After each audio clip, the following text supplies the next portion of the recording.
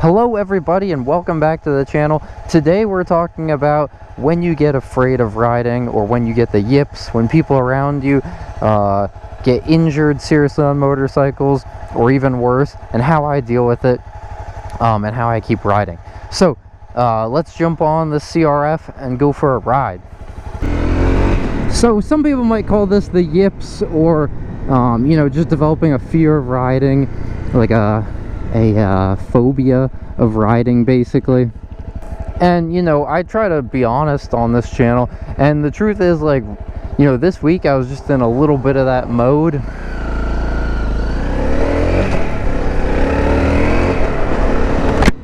With, you know, some people I know either in person or through social media, and I would watch on social media getting either seriously injured or passing away while riding. And so just a little bit of background, there's a group I ride with.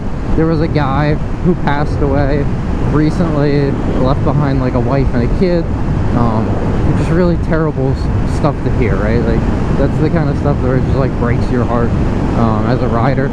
And you know, then people I see on social media, like Riley from Riley's Power Sports with Jixerbra and that whole group, he got hit by a car going through an intersection. It sounds like a car ran a red and just clipped him, and he had a collapsed lung.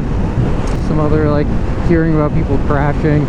I met a guy that got rear-ended by a car last weekend, right? Was talking to him about that. And oddly enough, like, me looping the dirt bike has no effect on this, really, to me, because that's just, you know, me being dumb as I'm messing around. What up, my dude? That really has no effect on that, because I know that was just being dumb.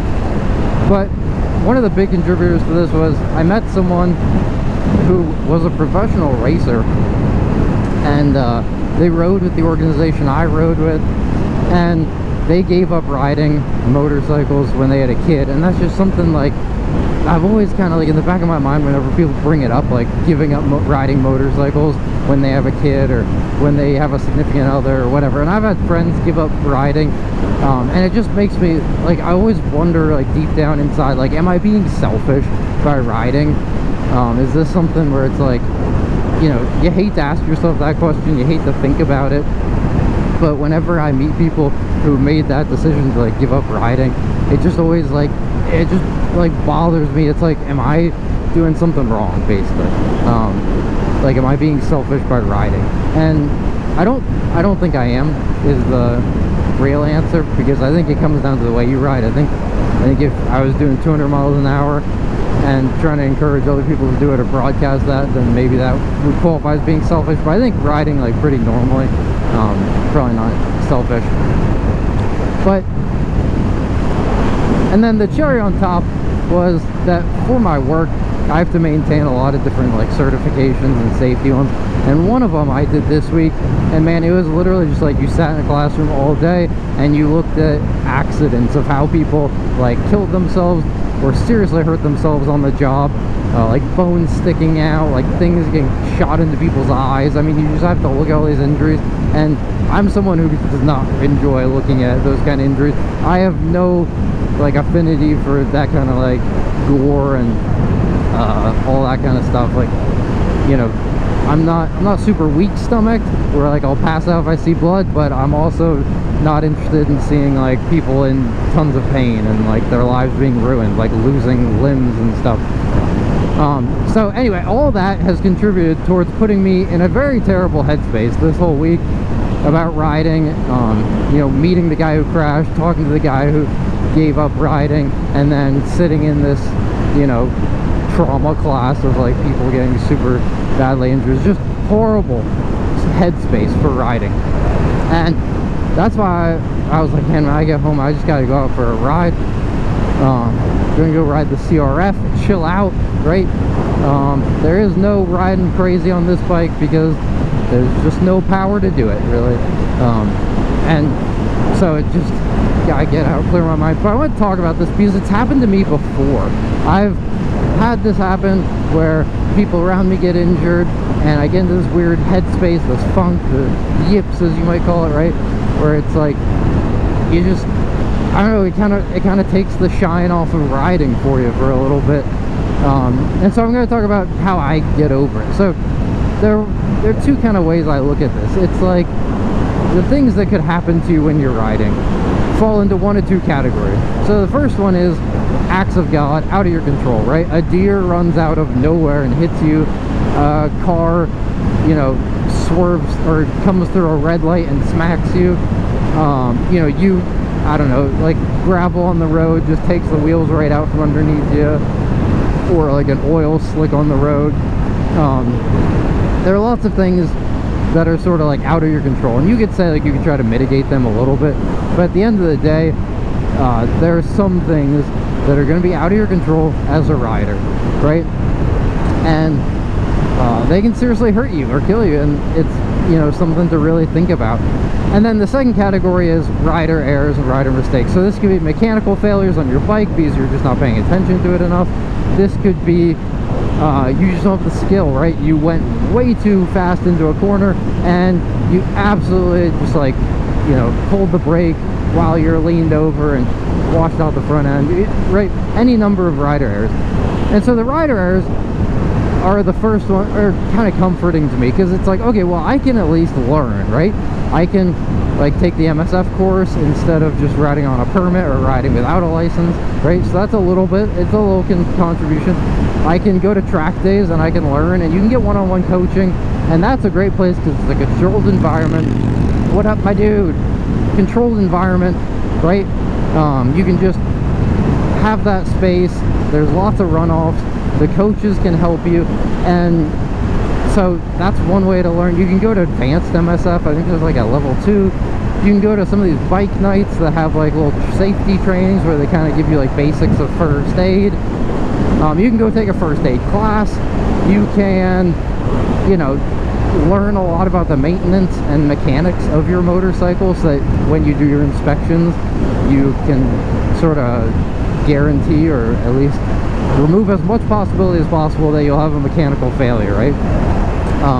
And so that's kind of comforting, right? So it's like, and the more I learn about that stuff, the better I get.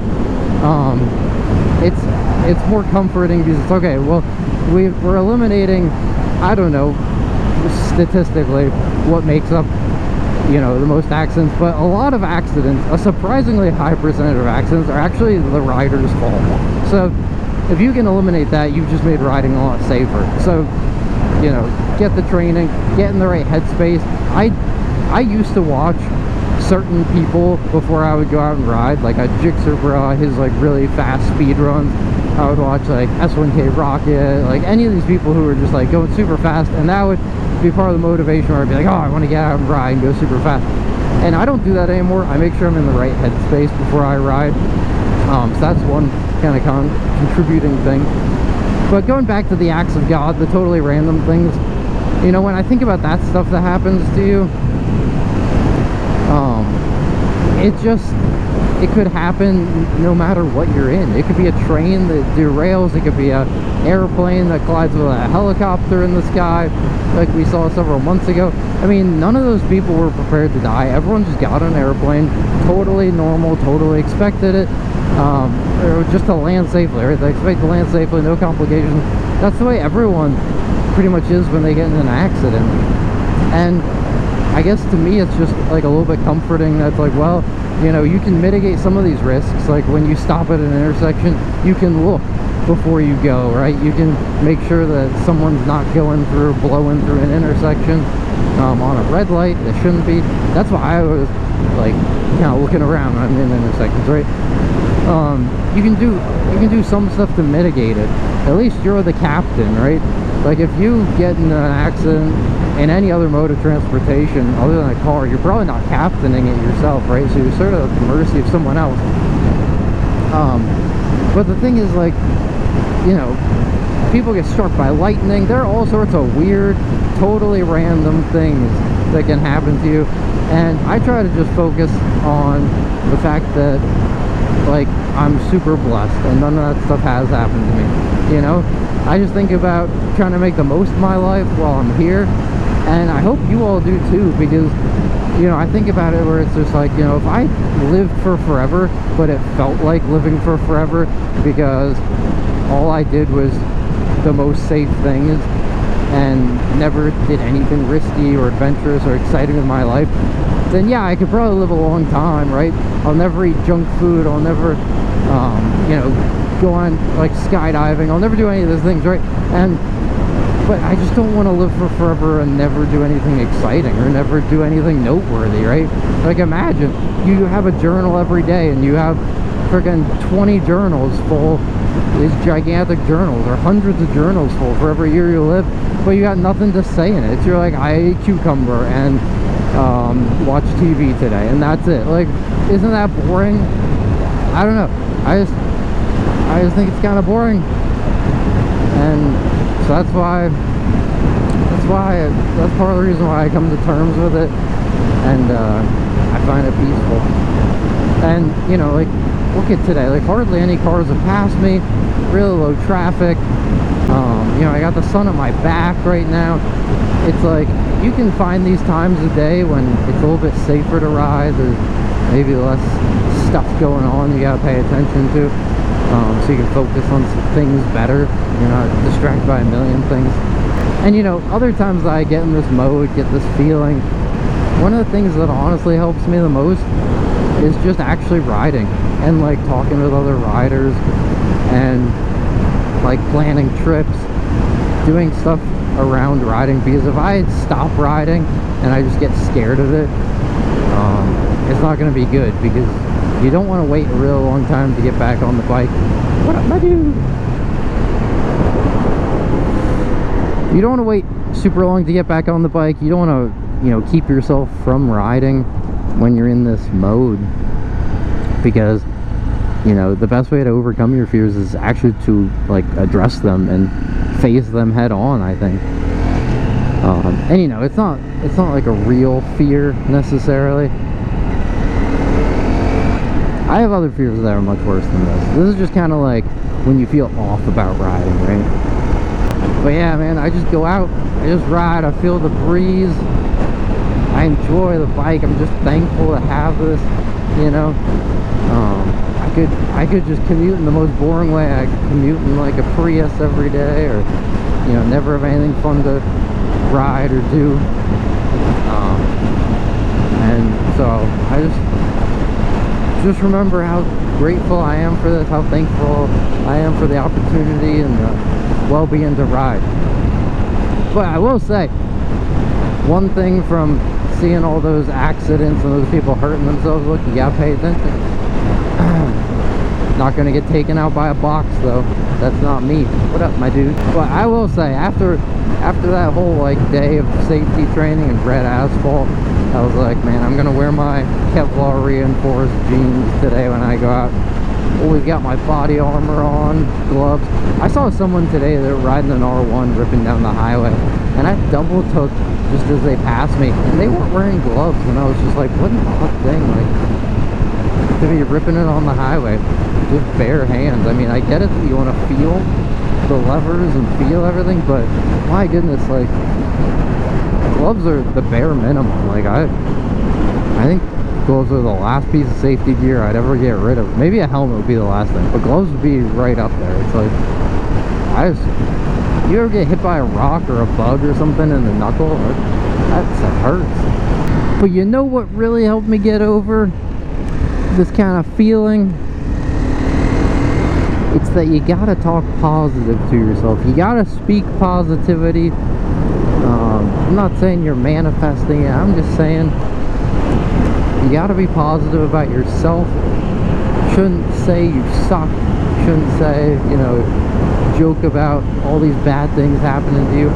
I hear some people talk about, when I got off the bike at the group ride, the guy next to me, he just goes, oh man, I thought I was going to crash like 10 times. I thought I was going to die. And I was like, what? Like, why are you riding with this group if you think you're like that bad at riding? Like, you're endangering everyone.